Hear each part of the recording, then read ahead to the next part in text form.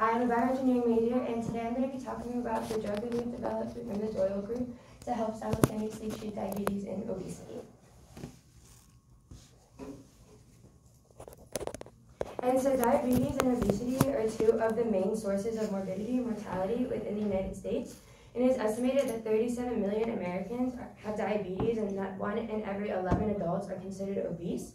And type 2 diabetes specifically is also known as non-insulin dependent diabetes, and it constitutes for about 90 to 95% of all cases.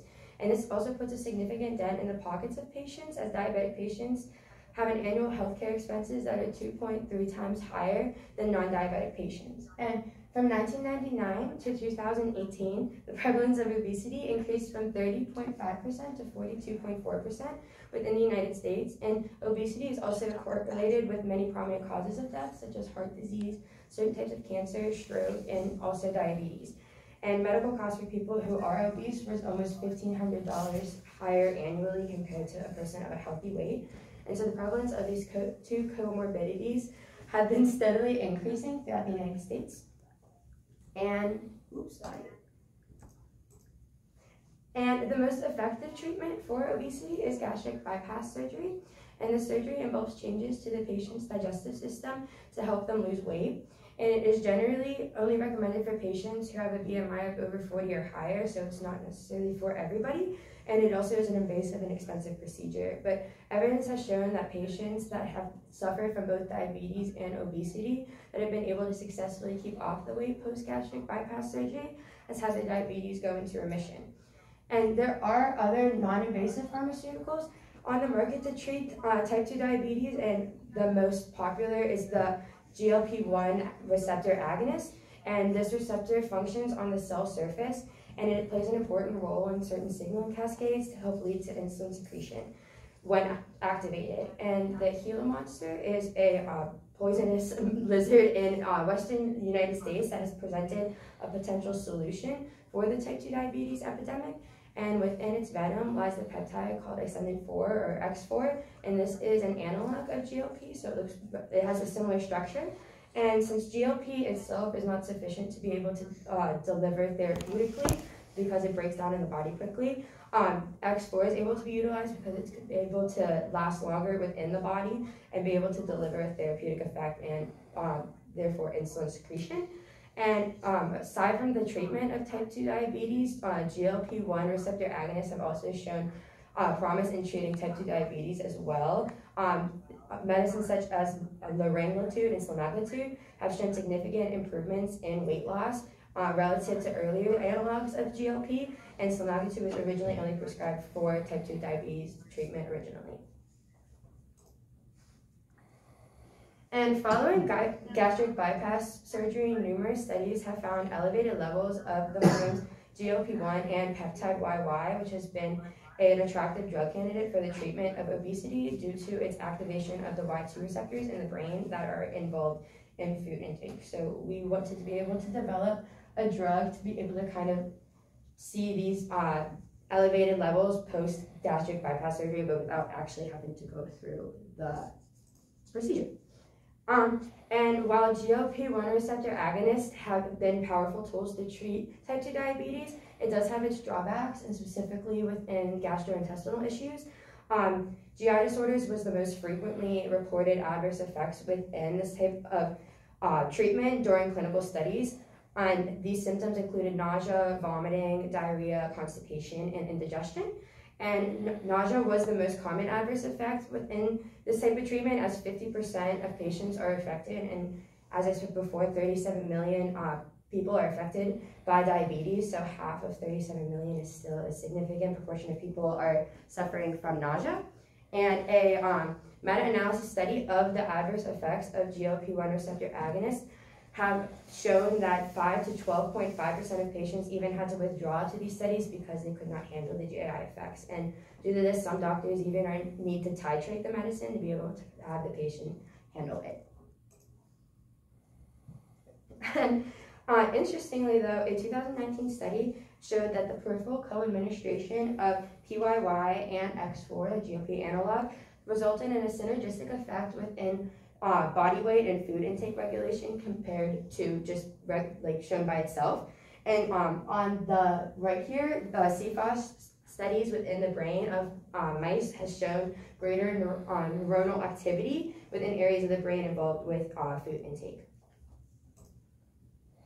And so, with the therapeutic potential of GLP-1 receptor agonists to treat diabetes and PYY to treat obesity, the dual group's hypothesis is that we can create a single monomeric peptide that can activate both the Y2 receptor and the GLP-1 receptor concurrently to produce a potent drug to be able to sustain weight loss and maintain glucoregulation superior to the individual agonists at both receptors, as well as to be able to eliminate the adverse effects.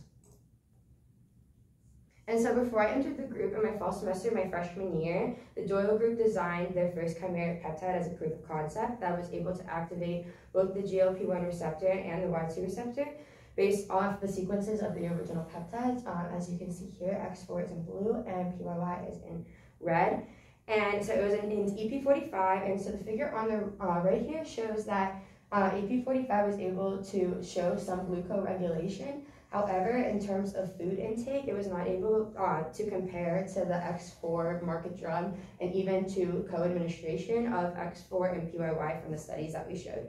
So while this, it showed obviously necessary improvements needed to be made to the peptide, we were able to show that we could, by activating both receptors, we can start to get this gold standard of treatment that we want to see. And so a target product profile is a planning tool for like therapeutics candidates based on FDA guidance and industry review staff. And oops, sorry, I forgot to do that. And so here's the targets that we were trying to hit in terms of laboratory testing for our drugs. I won't go through and read all of that, but these are technically our gold standards of what we want to see from our peptide. And so I began in the Doyle group by helping to recreate different iterations of our initial EP45 peptide with necessary modifications based off previous literature that we looked into to improve the potency of the drug.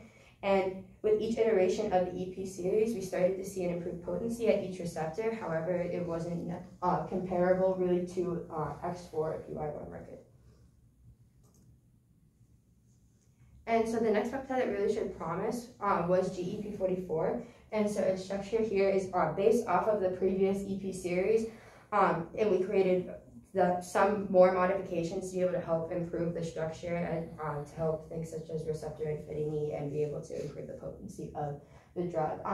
And as you can see here, it has a similar structure between the EP series here, but I won't go into the specific science of it, but basically how we designed it here, it's able to have a higher affinity for the receptor and be able to see a more potent effect. And so we use live cell fluorescent resonance energy transfer assays, also known as FRET assays, to be able to test the peptide at the GLP-1 receptor and the Y2R receptor. And through the protocols designed by the Doyle group and our collaborators at Upstate, the Holtz lab, we were able to test our drug using our in-house in triplicates and be able to kind of do it all within the same place. And yeah, that was able to test our potency and be able, like, outside of animal models. And through our FRET assays, we discovered the potency of GEP44 at the Y2 receptor was significantly better than PYY, and the potency at the GLP-1 receptor did show strong potency. However, it was not comparable to the market one, so that shows that we definitely need to have a little bit more improvement. In addition to the FRET assays that we perform, In addition to the FRET assays that we performed, we also conducted liver microsomal assays to test the stability of our drug. And the data shows here that GEP44, X4 does have a better intrinsic clearance factor compared to GEP44. So this shows that we definitely need to have some improvements to improve the pharmacokinetic profile of our peptide. And then another important aspect of our peptide that we wanted to look for was the alpha helical nature. From the previous slides, if you could see the ribbon structure within our peptides, that's essentially what an alpha helix is. And so circular dichronism is a great tool for examining this secondary structure and the folding properties of our peptide. And the alpha helical nature of our peptides developed is vital to perform the physiological functions that we want to see, because a higher percentage of alpha helical nature has a higher affinity for a receptor. And so within the EP series or GEP44 and X4PYY, we can see a similar alpha helical nature. And then we moved into actually testing in animal models with GEP44. So this first one seen here was done by our collaborators at Seattle Children's in Washington. And this showed that, so if we're looking at the two graphs here, we're studying the percent baseline food intake, a reduction in that, as well as the Kalman intake. So rats don't have the ability to actually vomit. So in order to measure our GI effects, it was directly correlated with the amount of Kalman that rats would eat, because it technically settles their stomach. I always kind of think of it like how dogs kind of eat grass to kind of settle their stomach. So by measuring that, we're able to see the actual GI effects in our drug. So compared to X4, we saw a significant decrease in food intake with GEP44, and even better, we saw barely any Kalman intake within the rats, showing there was no nausea. And in addition to this, GEP44 showed a significant reduction in body weight prior to treatment compared to EP44, our other peptide, and then X4, our market drug. And so in order to study the incident of actual vomiting, we had to move to a different animal model. And so in collaboration with Professor Matthew Hayes at University of Pennsylvania, we were able to test our peptide within one of two colonies of musk shrew cells within the entire world. And so hopefully it'll play. Okay. As you can see, the shrew here is able to actually vomit. So we were able to see an incidence of, we were able to record the episodes of vomiting within the rats, and to test another GI effect. Oops, sorry. Okay. And so within the shrew models, we saw a significant glucose regulation like we did with our other peptides, and within the rats, as shown here by figures A and B, with the blood glucose levels being measured and the blood glucose AUC. However, the really interesting thing to note here is within figure C, so which is measuring the enzymatic episodes within our shrews. So as you can see here at X4 at 5 nanomolar concentration, we're seeing significant vomiting episodes. However, at 12 times the concentration of our peptide, we're seeing barely 0 episodes, with maybe just 1 outlier. So showing that we are able to deliver the therapeutic treatment we want and be able to not have those adverse effects that we see within the market drugs today. And so in conclusion, GEP44 has proven to be a lead peptide candidate in helping to combat the type 2 diabetes and obesity epidemic, with needed work in terms of improving its structure and pharmacokinetic profile. We were able to show glucoregulation, no nausea or emesis episodes within our rats and shrews, and then profound weight loss within both animal models as well. And in addition to this project, I have also been involved in many numerous projects within the past 4 years with the Doyle Group, and I was also published as a second author in the Royal Society of Chemistry Journal for my contributions as well. I would like to thank our collaborators once again in terms of our animal studies, as well as our collaborators at Upstate in our FRET assay studies. I would also like to thank the members of the Doyle Group for both past and present, for all of their constant knowledge and providing me with so many skills I'm able to utilize in my future career as well. And lastly, I would like to thank Dr. Doyle for taking a chance on a little freshman me coming into my fall semester and allowing me to really pursue some incredible work and opportunities.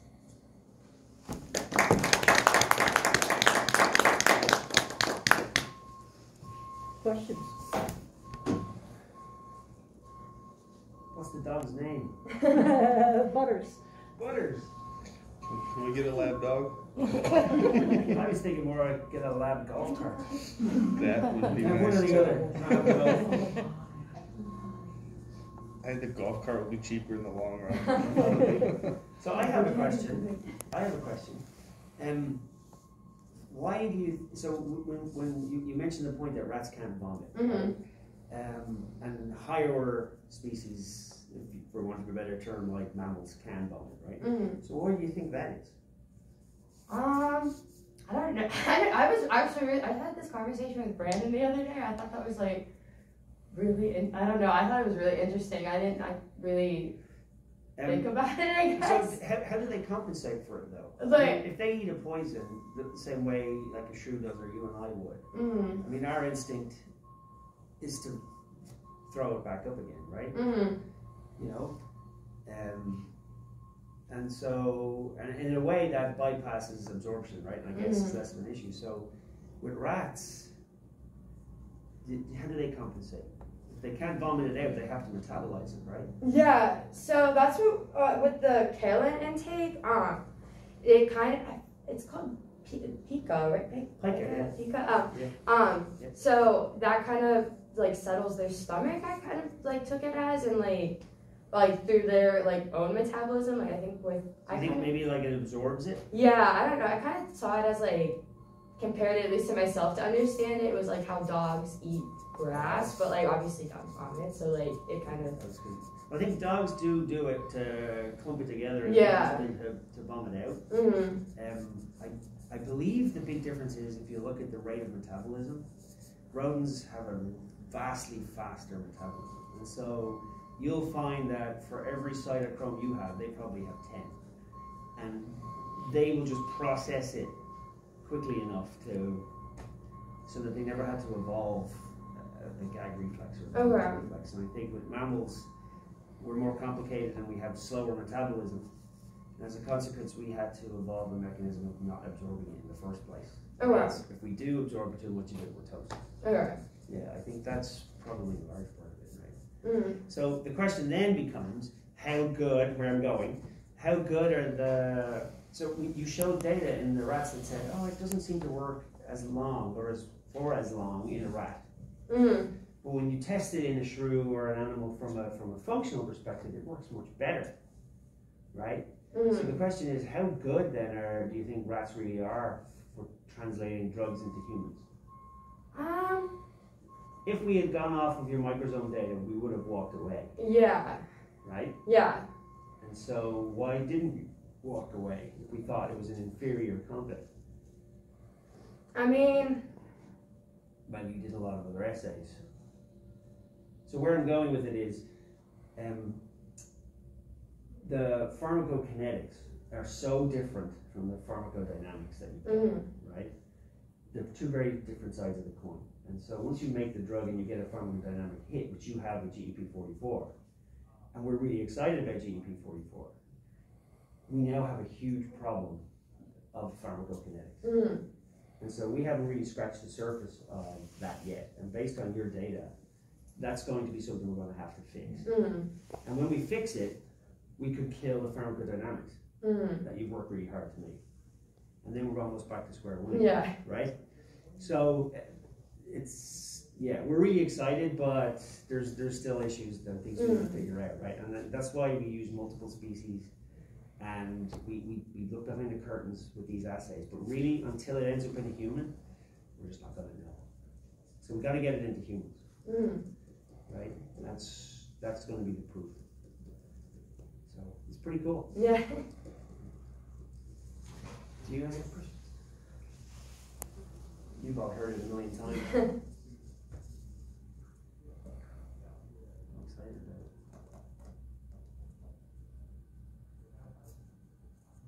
All right. Thank you. Thank you. Good job.